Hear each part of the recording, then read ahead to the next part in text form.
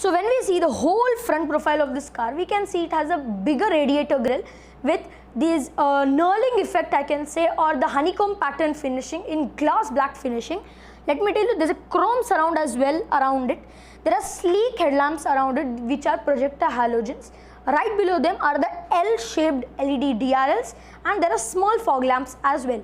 And overall the bumper, everything from the front fascia has been completely changed and it looks awesome. Like, I love the design a lot. You also tell me in the comment section below, how do you like it?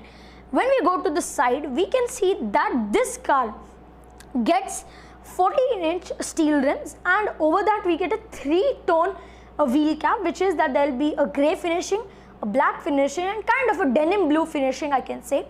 From the side, the dimensions, everything remains the same. There is no change. It's just a facelift where there are some cosmetic changes. The interior has been revamped completely, and there's a new 8-inch touchscreen infotainment system, just like we get on the Renault Kwid.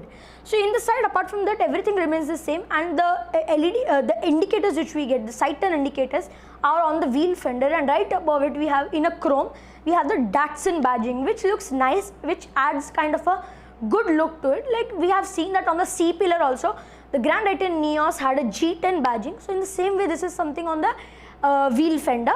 Apart from that, everything from the side remains the same. From the rear, we can see we get a Thunderbolt design LED tail lamps, and the rear bumper has been redesigned a little bit just to add to that funky look and that millennium look into it, a rich look to it. Apart from that, there are two reflectors also available, and overall from the rear it looks nice. There are very minor changes from the rear which will from the people who are not very much into cars can obviously not differentiate between the older one and the newer one, except for looking into the side and from the front. When we see in the interior, we get a 8-inch touchscreen infotainment system which supports Android Auto and Apple CarPlay, and as I told you, this touchscreen has been taken from Renault, which is there in the Renault Kwid. Let me tell you that there is a full nice looking, in a blue finishing, we have the instrument cluster. Let me tell you, the steering wheel is taken from the older version itself, and let me tell you that from the older version there were no steering mounted controls. In this, there are steering mounted controls. And apart from that, there are two airbags as standard, ABS with EBD, seatbelt warning system, speed alert system, and much more. Let me tell you that apart from that, the AC, before in the car we used to get only one AC vent in the center, but now, and it looked a little odd, but now there are two AC vents in the center, and overall the dashboard has been completely changed. It gets a grey and a black finishing into it.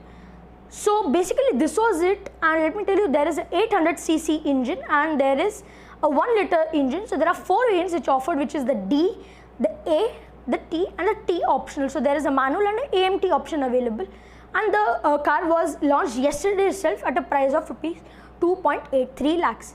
So let me tell you that apart from this, everything is kind of similar, but yes, there are some minor tweaks like from the front and all that. And let me tell you, the rivals of this car is the Maruti Espresso and the Renault Kwid. So that was it from my side. If you like this video, do give this video a like. Also subscribe to our channel, and after subscribing, press the bell icon so that you never miss another update from AutoDNA. Let me tell you, you can also follow us on Instagram. Our handle is auto_d.n.a_official, and we also have a website which is www.autodna.org. Thank you for watching. This is Rishabh Rajesh signing off.